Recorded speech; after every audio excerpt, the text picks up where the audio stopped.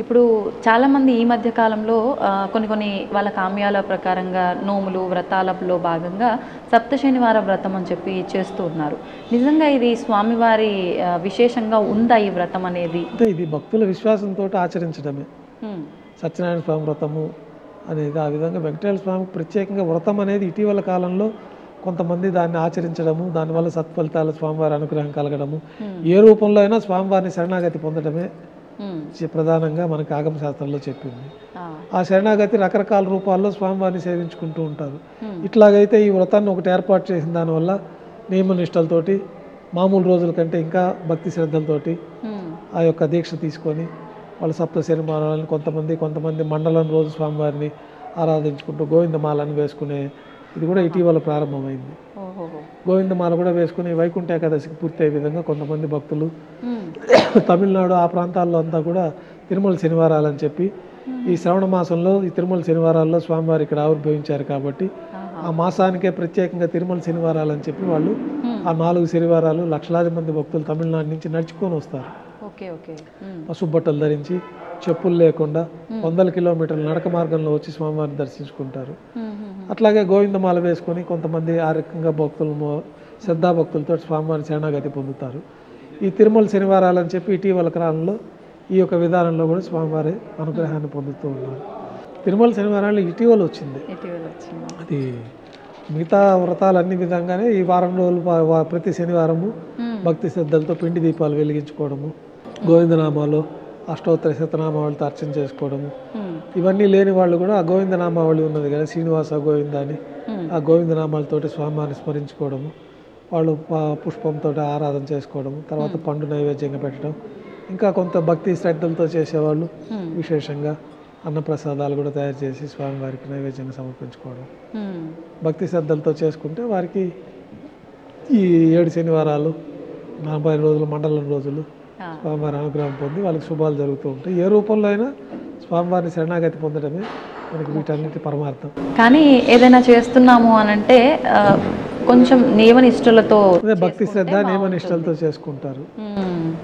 గురువుగారు, ఇప్పుడు ముడుపుల గురించి మాట్లాడుకున్నాము, మొక్కుల గురించి మాట్లాడుకున్నాం. కొంతమంది ఈ మొక్కులు మర్చిపోతుంటారు. ఏదో ఆపద వచ్చిందని చెప్పి మొక్కుకుంటారు. ఆపద తీరిన వెంటనే అంటే మర్చిపోవాలని కాకపోయినా ఏదో రకంగా మర్చిపోతూ ఉంటారు.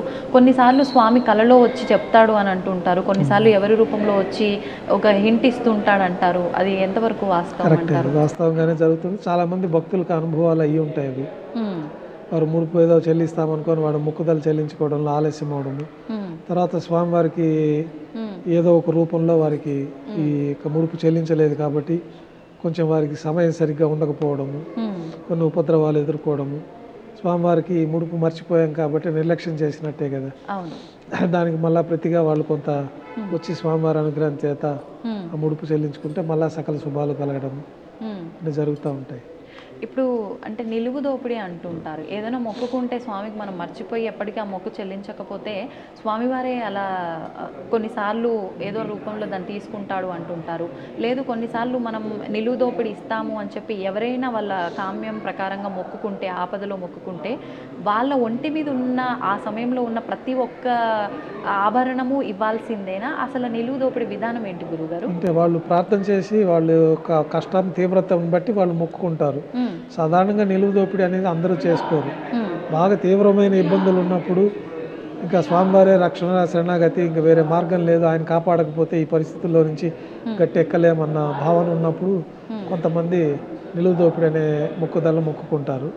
ఆ సమయంలో వారి ఒంటిపైన ఏమేమి ఉన్నాయో నగలు ఆభరణాలు మొక్కినప్పుడు ఆభరణాలు మాత్రం వాటిని స్వామివారికి సమర్పించుకోవడంతో ఈ నిలువు దోపిడీ అనే మొక్కుదల పూర్తి అవుతుంది. అట్లాంటప్పుడు మాంగళ్యం కూడా వాడికి ఆ సదాసమం ఉంటుంది. వాళ్ళకి పెళ్లి అయిన వాళ్ళకి, పెళ్లి కాని వాళ్ళకి ఏముందో అది వేసుకుంటారు, చైన్లు ఉంగరాలు. పెళ్లి అయిన వాళ్ళకి మాంగళ్యం కూడా ఉంటుంది. మాంగళ్యం కూడా స్వామివారికి సమర్పించుకుంటారు మెట్టెలతో సహా. ఇక్కడ వచ్చేసి శ్రీవారి దర్శనం చేసుకొని తర్వాత హుండీ దగ్గరికి వచ్చి నరసింహస్వామి దగ్గర వాళ్ళు కొత్త మాంగళ్యాన్ని ధరింపజేసుకొని ఈ పాత మాంగళ్యాన్ని తీసి మిగతా నగలతో కలిపి హుండీలో సమర్పించుకోవడం అనే పద్ధతి ఈరోజు కూడా భక్తులు ఆచరిస్తూ ఉంటారు. ఈ మధ్యకాలంలో నాకు తెలిసిన వారు ఒకరు ఈ నిలువు దోపిడీ విషయం గురించి నాతో ఒకటి షేర్ చేసుకున్నారు గురుగారు. వాళ్ళు మొక్కినప్పుడు వాళ్లకు కాలికి ఉన్న మెట్టెలు ఒక వరుసల్లాగా ఉన్నాయంట. అది తెలియకుండానే ఎక్కడో ఇరిగి సగం మెట్ట పోయింది. ఇప్పుడు నేను మొక్కినప్పుడు పూర్తి మెట్టే ఉంది, తర్వాత ఇప్పుడు సగమే ఉంది, మరి నేను దీని బదులు కొత్త మెట్ట తీసుకొని వేయాలా, లేకపోతే ఇంతవరకే ఉంది కాబట్టి ఇంతవరకే వేయాలా అనేది నన్ను ఒక సందేహం అడిగారు. అంతవరకే ఉండేది అంతవరకే వేయచ్చు, మన శరీరం పైన ఉండేదే వేస్తాం కాబట్టి వేస్తాము. ఉమ్, అట్లా వాళ్ళకి అది మిస్ అయిపోయింది, ఎక్కడో పోయింది, ఇరిగిపోయి కనపడలేదు అనిపించినప్పుడు దానికి సమానంగా ఏదన్నా మరొక మెట్టెలు తీసుకొని ఓ. ఆ ద్రవ్యానికి సమానంగా వేసుకోవడం అనేది కూడా చేసుకోవచ్చు. మ్మ్.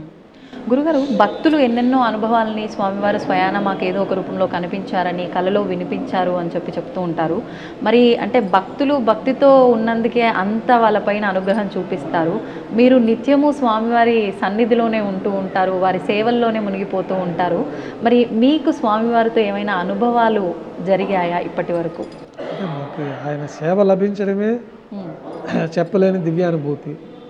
ఇన్ని వందల కోట్ల జనాభాలో పరిమితంగా మా యొక్క 4 కుటుంబాల్లో సుమారు 35-40 మందికి మాత్రమే అనునిత్యం స్వామివారికి ఒక పసిపిల్లవారికి చేసుకున్న విధంగా సేవ చేసుకునే భాగ్యం లభించడమే ఇంతకు మించిన భాగ్యం అయితే ఇంకా ఎవరికి ఉండదు. మనం కూడా ఊహించిన భాగ్యం అది. అటువంటి సేవా భాగ్యం మనకు లభించడమే మాకు తీవ్రమైన అనుభూతి. ఈ అనుభూతి మాటల్లో మనం చెప్పుకోలేము. మొదటగా మన పెద్దవాళ్ళ ద్వారా నుంచి మన దేవాలయంలో చిన్నప్పటి నుంచి వాళ్ళతో పాటు వస్తూ ఉంటాము. ఈ విధి విధానాలు, ఆగమ శాస్త్రాలు అభ్యసించడము, ఇక్కడ సాంప్రదాయాన్ని నేర్చుకోవడము, తర్వాత మనకి ఆగమం పూర్తి అయిపోయిన తర్వాత పాదసేవ అని మొట్టమొదటి కార్యక్రమం ఉంటుంది. ఆ పాదసేవతోటి నాకు మీరు సంతానంగా ప్రసాదించిన ఈ పుత్రుడిని కూడా మీ యొక్క సేవకి అంకితం చేస్తున్నాము అనే భావంతో ఆ పాదసేవ అనే కార్యక్రమం మన పెద్దవాళ్ళ ద్వారా జరుగుతుంది. ఎన్ని సంవత్సరాల వయసు? 17 సంవత్సరాల తర్వాత. ఓకే. మనకి ఉపనయనం అయిపోయిన తర్వాత నుంచి చేసుకోవచ్చు. అయితే మనకి వేద విద్యను అభ్యసించడానికి ఇప్పుడు కాబట్టి కొంచెం 16-17 ఏళ్ళు. మామూలుగా అయితే 7వ ఏట నుంచే ఉపనయనం పూర్తి అయిపోయిన తర్వాత మనం ఈ విద్యనంతా అభ్యసించి 14-15 ఏట మనకి ఆగమ శాస్త్రాలు పూర్తి అయిపోతే ఆయన పాదసేవ చేసుకొని ఆయన సేవకు అంకితం చేస్తారు. ఆ చేసినప్పుడు మొట్టమొదటిగా స్వామివారిని ప్రార్థన చేసుకున్నప్పుడే మనకి దివ్యమైన అనుభూతి, ఆ దివ్యమైన శక్తికి భయపడతాం కొంచెం. తర్వాత స్వామివారితోటి సాన్నిహిత్యం ఏర్పడిపోయిన తర్వాత మన తల్లి తండ్రి వాళ్ళతో సన్నిహితంగా ఉన్నట్టుగానే స్వామివారి దగ్గర భయభక్తులతోటి మనం నిత్యం ఒక పసిపిల్లవారికి చేసుకున్నట్టుగా శ్రద్ధాభక్తులు, భయభక్తులు, శుచి శుభ్రంగా నియమనిష్టలతోటి మనకి శాస్త్రాల్లో చెప్పబడే విధంగా మంత్రయుక్తంగా వీటన్నిటి లోపాలు ఏమైనా జరిగితే కూడా ప్రతిరోజు శరణాగతితో స్వామివారిని ప్రార్థన చేస్తూనే ఉంటాం. ముందు గుళ్ళోకి వెళ్ళడమే, ఇంట్లో బయలుదేరేటప్పుడే మేము స్వామివారికి గృహదేవతార్చనలోనే స్వామి మీరు మాలో ప్రవేశించి మీ యొక్క కైంకర్యాలు చేయించుకునే విధానాన్ని చేసుకోవాల్సింది. ఈ మానవ దేహం వల్ల ఏదైనా తప్పులు జరిగితే మన్నించాలా, మీ సేవ కోసం మాకు ఈ జన్మను ప్రసాదించారు, మీరు మాలో ప్రవేశించి మీరు సేవ చేసుకోవాల్సిందే, కానీ మీకు సేవ చేసేంత శక్తి మానవ దేహానికి మాకు తెలిసి లేదు, మీరు ఇచ్చారు కాబట్టి జన్మ, మీరు మాలో ప్రవేశించి సంతృప్తికరమైన సేవ చేయించుకోవాల్సిందిగా శరణాగతి పొంది ఆ మంత్రాల ద్వారా మనం ఆలయంలోకి ప్రవేశిస్తాము. ఆలయంలోకి ప్రవేశించిన తర్వాత కూడా ప్రతి పూజ ప్రారంభంలో ఈ శరణాగతి మంత్రాలను చెప్పుకొని, ఎందుకంటే సాక్షాత్తు మహావిష్ణువు స్వరూపంలో నుంచే దేవతలు ఋషులే మేము మీకు చేయలేమని చెప్పినాక మనం మానవమాత్రలో ఈ జన్మలో మనం ఆయనకు చేయడం అనేది అసాధ్యమైన విషయం. అయితే ఆయన స్వరూపం మనలోకి వస్తే మనం చేయగల శక్తి మనకు వస్తుంది. అది అట్లాగే మనకి స్వామివారి స్వరూపంలోంచి మన విఘ్నమునీంద్రులని మన గురువు గారు ఆయన ఆవిర్భవించడం, ఆయన ఈ విధి విధానాలన్నీ ఏర్పాటు చేయడము, ఈ విధి విధానాల్లో ఆ మంత్రపూర్వకంగా భగవంతుడి శక్తి మనలో ఆవాహన అయితేనే మనం చేయగలిగే శక్తి వస్తుందని చెప్పడము, ఆ మంత్రాలు పఠిస్తూనే మనం స్వామివారి సేవ చేసుకోవడం జరుగుతుంది. గురుగారు, శరణాగతి అనే ఒక పదాన్ని మీరు చాలాసార్లు వాడడం జరిగింది.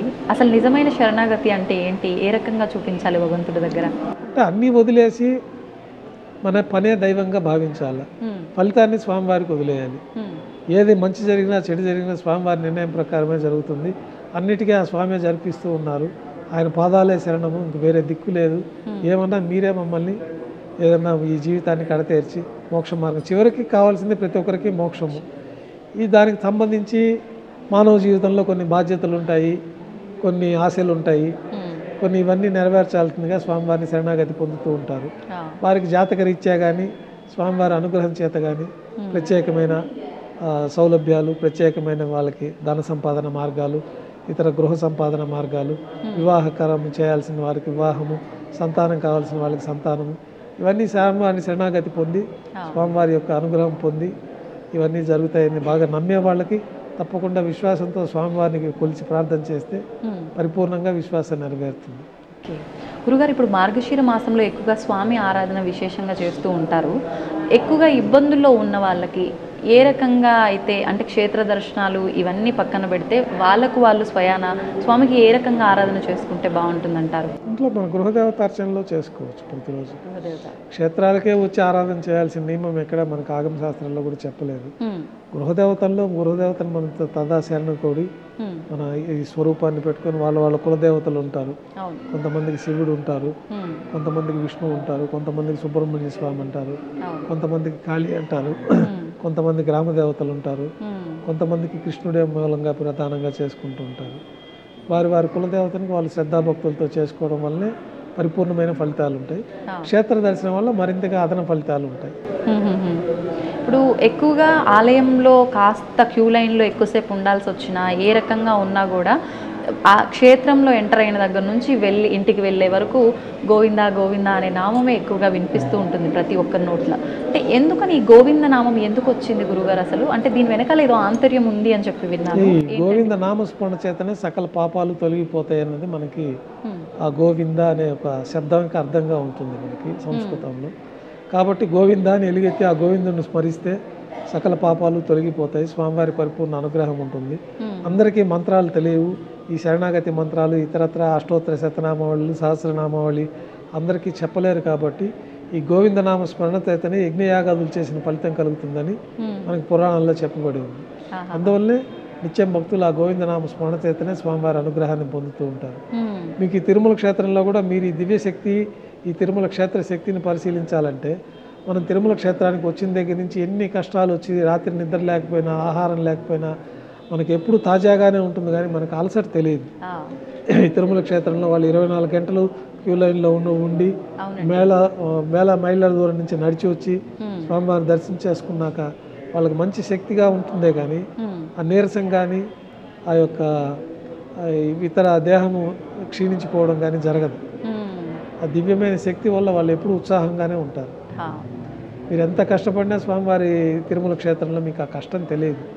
ఇదంతా కూడా ఈ క్రీడాద్రి పర్వతాలు ఈ వైకుంఠంలో ఉండే ఒక పరిపూర్ణమైన శక్తి వల్ల ఇదంతా జరుగుతూ ఉంటుంది. గురుగారు, ఇప్పుడు అష్టాక్షరి మంత్రం యొక్క గొప్పతనం చాలా విశేషంగా చెప్తూ ఉంటారు. అసలు ఏంటి అష్టాక్షరి మంత్రం గొప్పతనం? అంటే నారాయణ అని చెప్పి మనం కనుక నిత్యము నామస్మరణ చేసుకుంటూ ఉంటే కనీసం అంటే కొన్ని పురాణాల్లో వింటూ ఉంటామండి, కనీసం మరణించే సమయంలో అయినా నారాయణ అని తలిస్తే పుణ్యలోకాలకు వెళ్ళిపోతారు అని చెప్పి ఒకసారి ఆ వివరణ కూడా. మనకి పురాణాల్లో సులభమైన మార్గం అష్టాక్షరి మంత్రం.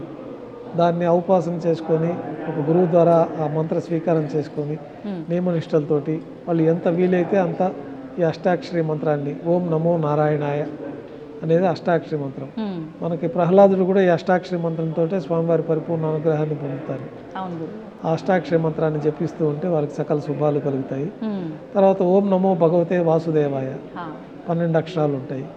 ఈ యొక్క ద్వాదశ నామావళితోటి కూడా స్వామివారికి పరిపూర్ణ అనుగ్రహం ఉంటుంది. ఈ రెండు ఎట్లాంటి ఆగమ శాస్త్ర మంత్రాలు తెలియకపోయినా ఈ యొక్క ఓం నమో నారాయణాయ నమః పాద్యం సమర్పయామి, ఓం నమో నారాయణాయ నమః అర్ఘ్యం సమర్పయామి, ఓం నమో నారాయణాయ నమః ఆచమనీయం సమర్పయామి అని మనము ఫలం నివేదన మనం పూజలు నిత్యం ఇంట్లో చేసుకునే పూజల్లో కూడా మంత్రాలు ఏవి తెలియకపోయినా ఈ అష్టాక్షరి మంత్రం స్వామివారికి ఉపచారాలు స్వామివారి ఆరాధన చేసుకుంటే పరిపూర్ణమైన ఫలితాలు ఉంటాయి.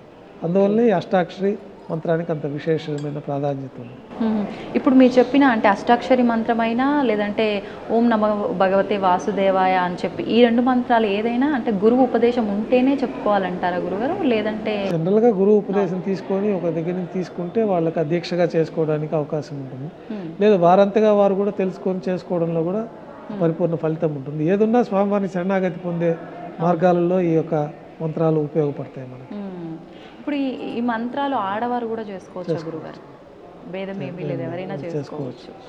ఆ మహిళా ముట్టు అట్లాంటి సమయాలు తప్పనించి మిగతా సమయాలలో స్వామివారి ఆరాధన చేసుకునే సమయాలలో అంతా కూడా అష్టాక్షరి మంత్ర పారాయణం చేసుకోవచ్చు. ఓకే. స్వామివారి విషయానికి వస్తే స్వామివారికి విశేషంగా భక్తితో ఉపవాసం ఉండాలి అంటే ఏకాదశి ఉపవాసం ఎక్కువగా ఉంటారు. అసలు ఈ ఏకాదశి ఉపవాసం వివరణ ఏంటి గురుగారు? మనకి 24 ఏకాదశులు ఉంటాయి సంవత్సరంలో. 12 కృష్ణపక్షంలో వస్తాయి, 12 శుక్లపక్షంలో వస్తాయి. హ్మ్. మామూలుగా అయితే ఏకాదశి రోజు పూర్తిగా ఉపవాసం ఉంది స్వామివారి నామస్మరణ చేతనే ఆ రోజంతా గడపాలి. హ్మ్. రాత్రి నిద్ర కూడా లేకుండా స్వామివారి నామస్మరణ చేతనే ఉండాలి అంటే జాగ్రత్త ఏకాదశి. ఉండి ద్వాదశి రోజు ఉదయాన్నే సూర్యోదయ పూర్వం పుష్కరంలో కానీ, నదిలో కానీ, సముద్రంలో కానీ, లేదా ఇంట్లో అయినా పరిశుభ్రంగా స్నానం చేసి తర్వాత స్వామివారిని దర్శించుకొని ప్రసాద స్వీకరణతో సూర్యోదయానికి ముందే ఆహారం స్వీకరించేయాలి. అప్పుడే ఏకాదశి వ్రతం అనేది పూర్తి అవుతుంది. 24 ఏకాదశులు ఉంటాయి. 24 ఏకాదశి వ్రత ఫలితాలు ఈ విధంగా చెప్పబడి ఉంది. దాంట్లో మళ్ళీ ఒక్కొక్క ఏకాదశికి ఒక్కొక్క ప్రత్యేకమైన ఫలితాలు కూడా చెప్పబడింది పురాణాల్లో. కాబట్టి 24 ఏకాదశులు చేయలేని వాళ్ళు వైకుంఠ ఏకాదశి పర్వదినం రోజున ఆ రోజు జాగారం ఉండడము, ఆ వైకుంఠ ఏకాదశి పర్వదినం రోజున స్వామివారికి ఉపవాసం ఉండి మరుసటి రోజు ద్వాదశి రోజున ఈ యొక్క దీక్ష విరమణ చేయడం అనేది జరుగుతూ ఉంటుంది. అందుకే వైకుంఠ ఏకాదశి కూడా అత్యంత ప్రాశస్త్యం ఉంది. మిగతా ఏకాదశుల్లో ఉండలేని వాళ్ళు కూడా ఈ వైకుంఠ ఏకాదశి రోజున స్వామివారిని దర్శించుకొని ద్వాదశి పర్వదినం రోజున కూడా దర్శించుకోవడము, నామస్మరణ ఇవన్నీ ఎక్కువ మనం ఇంట్లో అంత నియమ నిష్టలతో చేయలేం కాబట్టి ఏకాదశి రోజు స్వామివారి దర్శనం చేసుకొని ద్వాదశి రోజున దీక్ష విరమణ చేయడం అనేది చేసుకుంటూ ఉంటారు. కొంతమంది ఏకాదశి ఉపవాసం ఉన్న రోజున నీళ్ళలో తులసి ఆకులు వేసుకొని తీసుకుంటూ ఉంటారు, తులసి ఆకులు తింటూ ఉంటారు. ఇలా చేయొచ్చు అంటారా? తులసి భక్షణం చేయొచ్చు, ప్రసాదం స్వామివారి ప్రసాదం స్వీకరించవచ్చు. అది తిరస్కరణ అనేది ఉండకూడదు. ఒకవేళ దేవాలయానికి వెళ్ళారనుకోండి, వెళ్ళకపోతే ఇంట్లో వాళ్ళు పాటికి వాళ్ళు ఊరికే తీర్థం తీసుకొని ఉంటారు. తులసి తీర్థమే తీసుకోవాలని ఏం లేదు, వాళ్ళు ఆరాధన చేస్తారు కాబట్టి ఇంట్లో ఆరాధన తీర్థంగా తీసుకుంటారు. స్వామివారి ప్రసాదం తిరస్కరణ అనేది ఉండకూడదు, అది తీసుకోవాల్సిందే. మేము ఏకాదశి ఉపవాసం ఉన్నాం, మేము ప్రసాదం తీసుకోవడం అంటే గుడికి వచ్చి తీసుకోకపోతే అది కూడా దోషం అవుతుంది. కాబట్టి గుడికి వచ్చారంటే ప్రసాదం తీసుకోవడమే, స్వామివారే పిలిపించుకున్నట్టు గుడికి వెళ్ళారు. ఉపవాసంలో ఉన్నప్పటికీ తీర్థ ప్రసాదాలు స్వీకరించాలి. తీర్థం అంటే మనం ఆ తీర్థం తీసుకుంటాం, ఆ అన్న ప్రసాదాలు మనం వండుకొని ఆ ప్రసాదం తీసుకోకుండా ఉపవాసం ఉండి దేవుడికి కూడా మనం ఆ రోజు ఏదో ప్రసాద నైవేద్యం పెట్టి అది పిల్లలు వాళ్ళు స్వీకరిస్తారే కానీ మన అన్న ప్రసాదాలు మనం తీసుకోవాలి, తీర్థం స్వీకరణ చేయొచ్చు. ఇప్పుడు స్వామికి తులసి పత్రాన్ని పూజలో మనం ఎక్కువ విశిష్టం. విష్ణు దేవాలయాల్లో తులసి అర్చన విశేషం. అంటే ఇంట్లో పూజ చేస్తున్న తులసి మొక్క పత్రాలు కూడా స్వామికి పూజ చేయొచ్చా గురుగారు? ఏం పర్వాలేదు. అంటే చాలా మంది పూజ చేస్తున్నాం కాబట్టి ఆ చెట్టువి పత్రాలు తెంపకూడదు, స్వామికి పూజ చేయకూడదు అంటుంటారు. దొరకనప్పుడు మనం ఇంట్లో తులసి, అందుకే ఇంట్లో తులసి మొక్క పెట్టుకొని ఆరాధన చేసుకుంటూ మనం తులసి లభ్యం కానప్పుడు ఆ తులసి దళం తీసుకొని శుద్ధి కావడానికే తులసి. ఆ తులసి వేస్తే స్వామివారు దేనికి లొంగరు, ఒక తులసి పత్రానికి లొంగిపోతారు.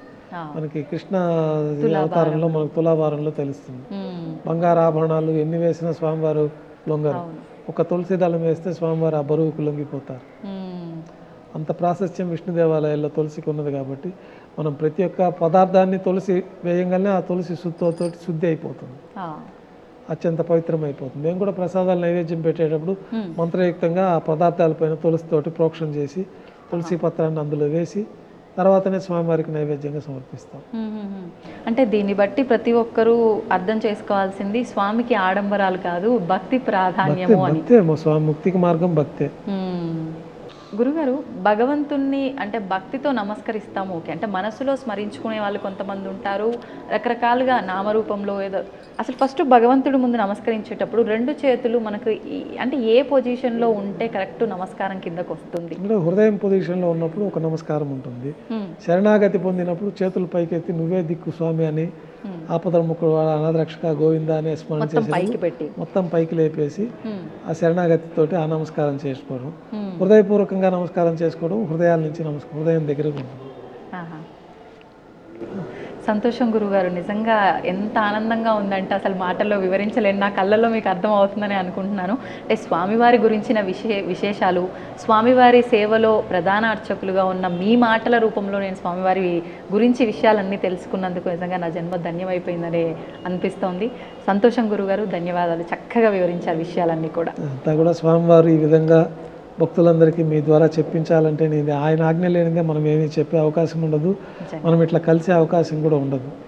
భగవంతుడే భక్తులందరికీ ఈ రూపేణ మంచి విషయాలు తెలియచెప్పాలనుకుంటున్నారు కాబట్టి ఈ యొక్క కార్యక్రమం ఏర్పాటు చేయడం జరిగింది.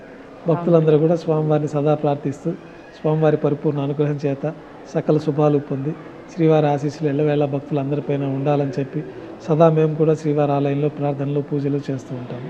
లోకా సమస్త సుఖినో భవంతు. ధన్యవాదాలు గురుగారు. నమో Venkatesha. Govinda. And for more videos, Please subscribe to iDream. Please subscribe to iDream. Please subscribe iDream. And please subscribe to iDream. For more videos, subscribe to iDream. Please like, share and subscribe to the channel. Congratulations, iDream. subscribe to iDream. Subscribe to iDream. So subscribe to iDream Media. iDream ki iDream team andarki huge congratulations. Please subscribe iDream Media. Please subscribe to iDream. Subscribe iDream. Please subscribe to iDream. iDream అంటే నా కళల ఛానల్ను subscribe చేసుకున్న నోరు తిరుగుతలేదు, మీరైతే గంట గుర్తు కొట్టండి. For more such videos, please subscribe to iDream. Subscribe to iDream. Please subscribe to iDream. Please subscribe iDream Media. Please do subscribe to iDream. Please subscribe to iDream Media. For best entertainment and information, please subscribe iDream. And don't forget to subscribe to iDream.